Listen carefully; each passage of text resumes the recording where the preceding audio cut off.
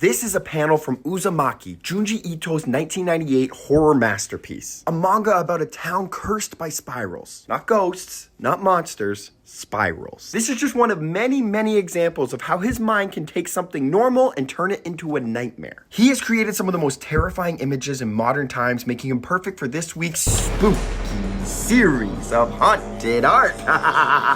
Junji Ito was born July 31st, 1963 in Japan. He began drawing horror manga at the age of 4 after getting inspired by going through his 2 older sisters' magazines. He remembers his first one being Mummy Teacher by Kazuo Umezu. He grew up constantly drawing as a hobby, but in 1984 it slowed down when he became a dental technician. He'd spent most of his days working on people's teeth and only find a little bit of time to draw. Finally, in 1987, he submitted a short story to Monthly Halloween. He won an award that was judged by his own horror hero, and he was free from his job as a dentist. They ran that story for 13 years, and it later became serialized as Tomie. He got the idea from a time that one of his classmates died and disappeared, and he always expected the boy to come back. And in Tomie, a girl dies, but then suddenly she comes back, but she's an immortal, crazy girl who drives people insane. This was the beginning of the trilogy that started his cult following, along with Uzumaki, which is about a town cursed with spirals, and Gyao, about a fish with a deadly stench that grows legs and crawls on land. And what I love is that his stories don't rely on creepiness and jump scares right away. They start normal, but then slowly get under your skin. But for someone who's drawn so many horrifying nightmares, he's actually a pretty wholesome guy, which often seems to be a pattern in art. As a comedian, I know that some of the dirtiest comics are the nicest people I know. And the ones that seem squeaky clean, well, they become real-life horrors of their own. Beyond horror, Junji Ito also did Junji Ito's cat diary, Yan and Mu, which was an autobiography of life with his 2 cats. The same guy who was so good at drawing melting faces was also good at drawing fluffy cats. And he's still going, stronger than ever as an artist. Right now, he has a huge solo exhibition called Enchantment that's running in Nagoya, Japan. It has over 600 of his original pieces on display.